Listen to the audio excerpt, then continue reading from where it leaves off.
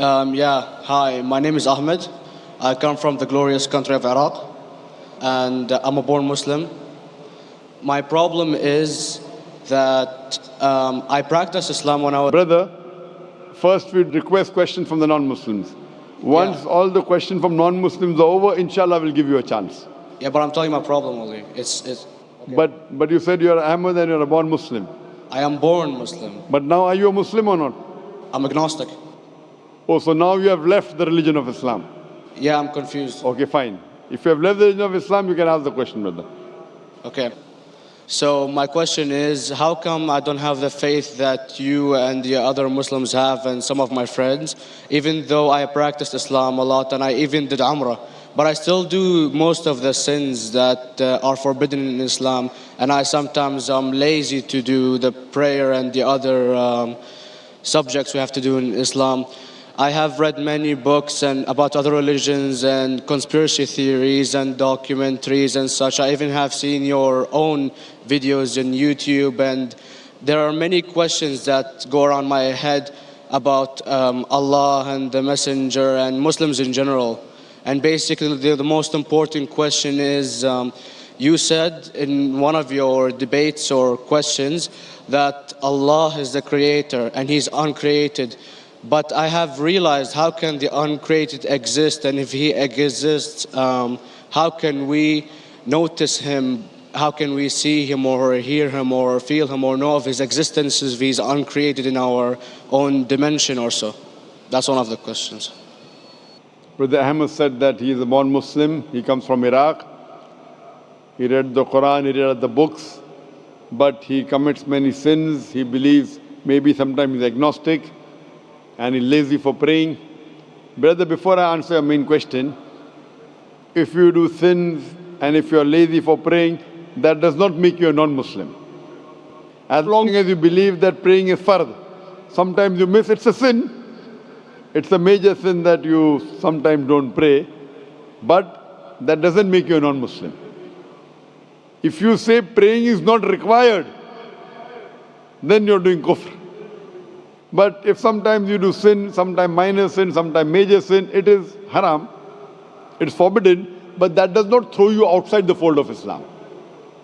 There are sometimes waswasa of the shaitan asking you, you're a Muslim, but this is wrong in Islam, this is wrong. And it does deviate the person's mind. At that time, maybe your iman may be low. But these things should not make you consider that you're non-Muslim. Regarding a question that I mentioned in my speech, and you're right, that Almighty God is the creator, but He Himself is uncreated. You ask the question, how can the uncreated, how can we see the uncreated, and how it's possible? Allah subhanahu wa ta'ala is Khaliq, is the creator.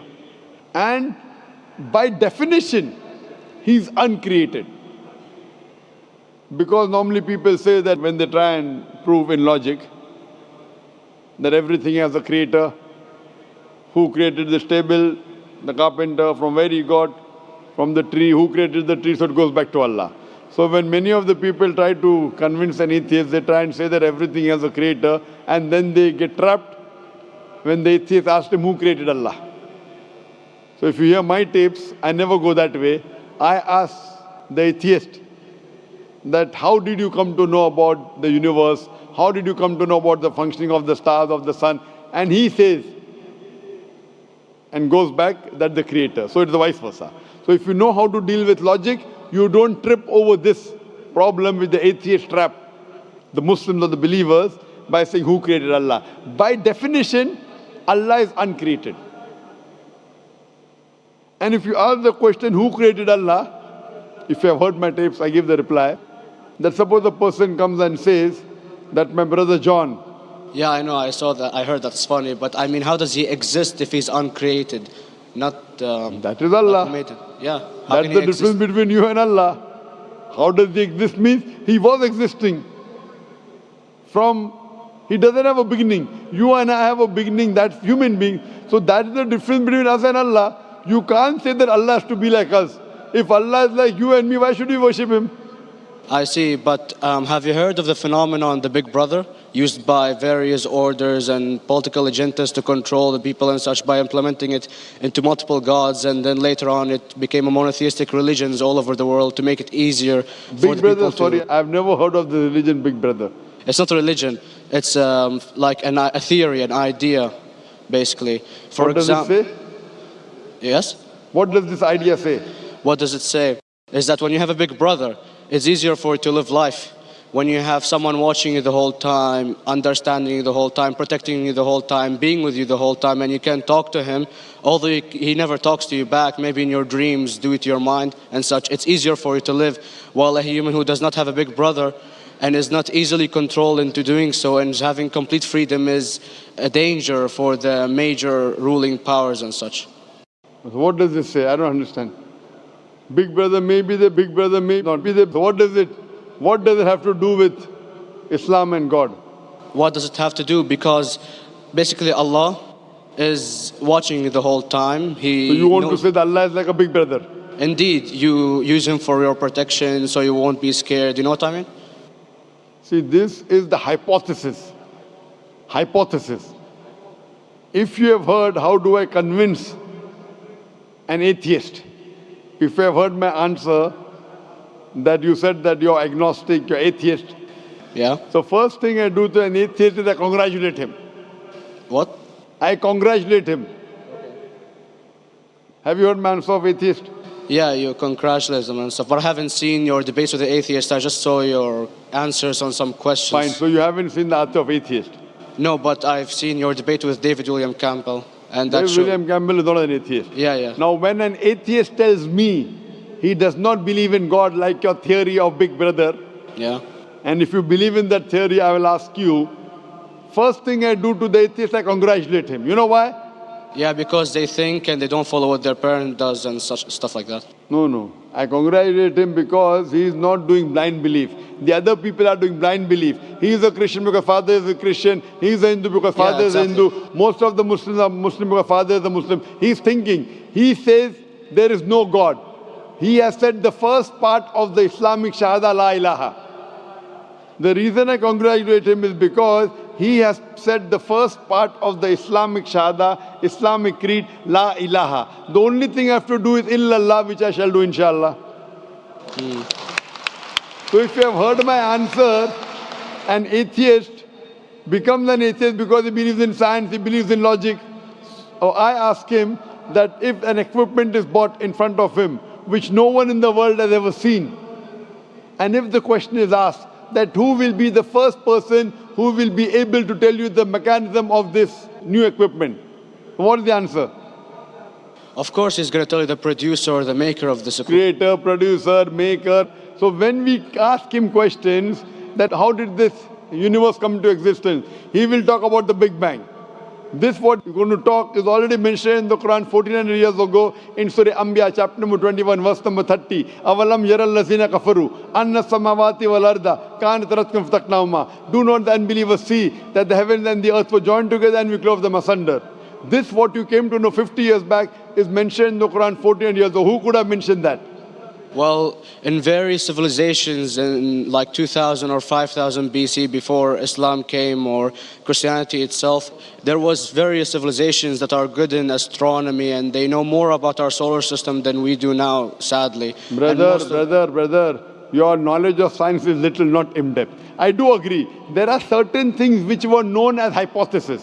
For example, we came to know, we were proved that the earth was spherical in 1577. I know that in 6th century BC, there were Pythagoreans who believed that the earth was spherical. But the same Pythagoreans who believed the earth was spherical also believed that the earth was the center of the universe, which is wrong. You show me one civilization which believes 100% what the Quran has mentioned. I challenge you. What you say, so do you mean to say there was a person who said, okay, this civilization, out of 100 things, these 2 things are right. Out of 100 things, these 5 things are right. Out of this 100, and picked and chose. Who can do that? No one besides the Creator. Even if you know that there were 10 different civilizations, hundreds of civilizations, there is not a single civilization that you know in the past which knew 100% of science what we know today. So where is your logic? Where is your theory? I do know that certain things were hypotheses which were proved later on. But there is not a single civilization which knows everything what is mentioned in the Quran.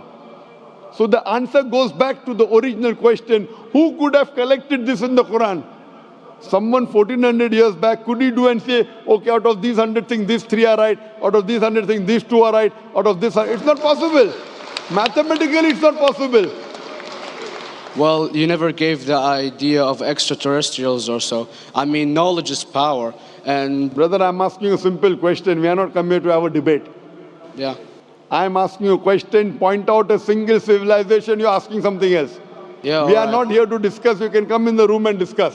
You ask a question, I'm giving you the answer. You gave about old civilization. I told you you're right. But out of 100 things, 98 they were wrong. So I'm asking you, who could have mentioned this in the Quran? You're talking something else now. Yeah, well, I'm asking a simple question, 2 plus 2 equal how much? You are saying, I'm telling you 3 multiplied by 3 is how much? I'm asking a name, you're telling that where do you live? I'm asking a simple question, name me a single civilization which has everything what was mentioned in the Quran. Do you know of any or not? Yes or no? Well, not everything, of course. Even not 10%. Why? Babylon knows of most of the planets and such. Planet is not the only thing mentioned in the Quran. There are 1,000 things mentioned in the Quran. To say what 1,000 things are mentioned in the Quran, 10% would be equal to 100 things. Did Babylonian civilization knew about 100 things mentioned in the Quran? No, because they You don't have the cannot. accurate They knew data. 5 or 6 things. In percentage-wise, very small. So Of course. who can be the author of the Quran besides the creator to know what is right, what is wrong? Today science has established the hypothesis mentioned by Babylonian so many centuries back is today proven. So these were hypotheses in the past, which out of them many have been rejected, some have been accepted. So to collect all which is 100% correct has to be from the creator and no one else. Hope that answers the question.